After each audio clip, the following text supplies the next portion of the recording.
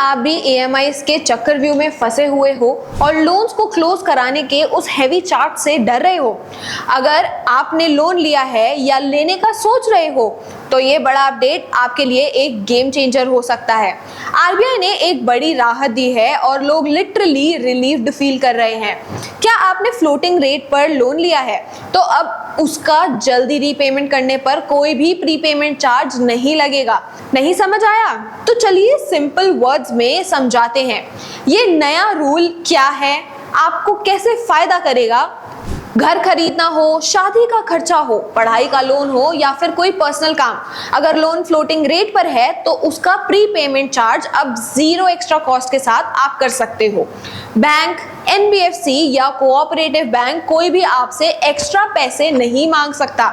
But एक चीज का ध्यान रखिएगा कि ये बिजनेस लोन्स में बिल्कुल इंक्लूडेड नहीं है। चाहे आप पार्ट पेमेंट करो या फिर फुल पेमेंट, चाहे पैसा आपकी सेविंग से आए या किसी और बैंक के लोन से, कोई पेनल्टी नहीं देनी होगी।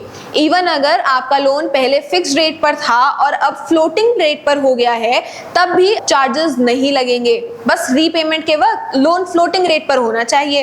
रूल हर मेजर लेंडर पर अप्लाई करेगा, चाहे वो एसबीआई हो, HDFC, ICICI, Bajaj finance, Tata capital, कोई भी पेमेंट्स बैंक एक्सक्लूडेड है। और हाँ, अगर किसी लोन पे चार्जेस हैं लाइक फिक्स्ड रेट या बिजनेस लोन, तो बैंक को पहले से आपको क्लियरली बताना होगा।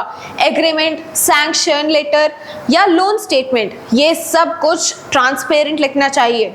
इसमें कोई भी हिडन चार्जेस अलाउड नहीं है। लेकिन एक इंपॉर्टेंट बात बताना तो मैं आपको भूल ही गई, ये जो नए रूल्स हैं ये 1 जनवरी 2026 से अप्लाई होंगे। मतलब जो भी लोन 1 जनवरी 2026 के बाद अप्रूव या फिर रिन्यू होगा, उस पे ये नए रूल्स लगेंगे।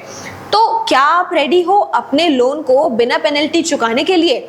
और ऐसे ही इंपॉर्टेंट हेल्पफुल फाइनेंशियल अपडेट्स के लिए फॉलो करो direct credit, the MSME expert.